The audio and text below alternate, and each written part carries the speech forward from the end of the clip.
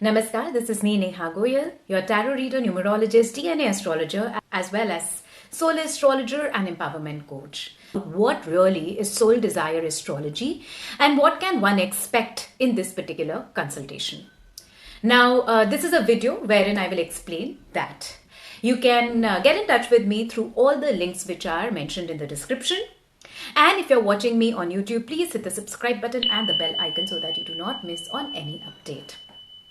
Now, the thing is that we at a soul level might have lived many past lives. Now, these past lives could have been in any form. We could have been a human, we could have been an animal, we could have been furniture. Yes, we could have been anything.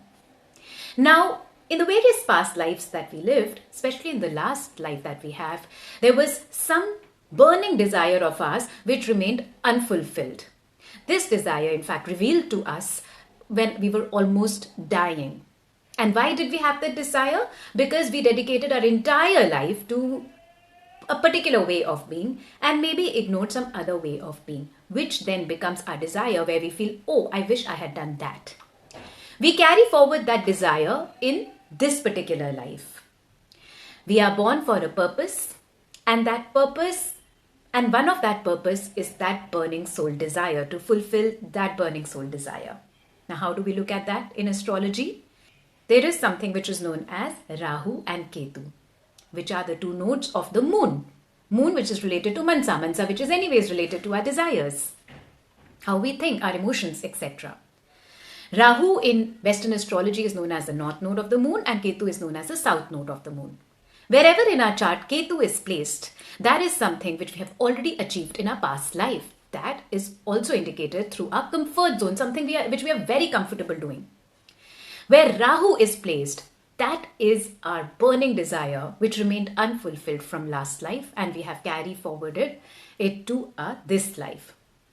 Now the thing is that this burning desire of ours we have no experience of. We are like a child which is still learning to walk in that particular area of life. A lot of other people also give the example of as if it is the wild, wild jungle. But our soul, because it's our burning desire, orchestras our life around circumstances which will help us at a human level to achieve that desire or to learn how to align with that particular desire. It is not comfortable. Rahu placements are not comfortable, but the only difference is that for some, this placement indicates that we will fall and we will learn and maybe we'll get a couple of scratches. For others, the placement can be very tough and it might indicate that maybe it will be a major surgery. Take it metaphorically, not literally. But no matter what, this is something that our soul desires to learn. Remember, burning desire is something which we really want.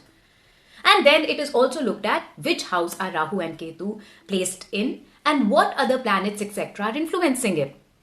Just to give you an example, I was just doing a consultation yesterday where this native's Rahu was placed in Scorpio and Ketu was placed in Taurus. Now here is a person who has lived a past life of luxuries, of having this in them that everything should be structured, and if I do not have acquisitions, then my life is futile. Now, this particular placement of Ketu was in the 9th house, which is the house of higher education. This person, this native, had been struggling to do an MBA since a very long time. Very intelligent and a wise person, but still struggling to do an MBA for some reason or the other. After the consultation, this native realized that in this life, the soul's burning desire is actually to accept the changes as they are coming to her. To know that if something is not working out, how to quickly how to not make it a challenge and be stubborn about it, but take advice from others and do the next best possible things. And a lot more, because I'm an empowerment coach, somehow the consultations lead into counseling as well.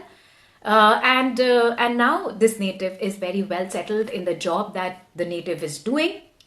Another thing that we realized for this native was that she only will enjoy such jobs or such work where she gets recognition, also where she is putting some empowerment into that work which helps a particular company for a long period of time. This helped the person to choose her best possible profession as well. Of course, there was a lot more discussion. I cannot reveal you everything, but just to give you an idea on it. And this is exactly what your Soul Desire astrology reading will do.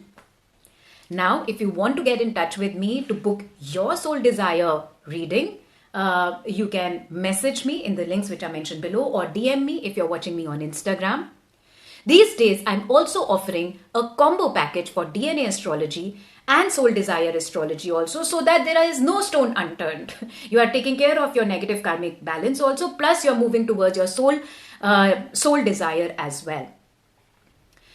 For that too, you can ask me, you can get in touch with me. You can get in touch with me on my Instagram handle, which is Neha Goyal, NEHAAGOYAL. In relation with this, if you have any other query, please write in the comment section. I will be more than happy to answer if I know how to answer it. Okay, thank you so much for joining in. I hope this helped. Namaskar, Radhe Radhe.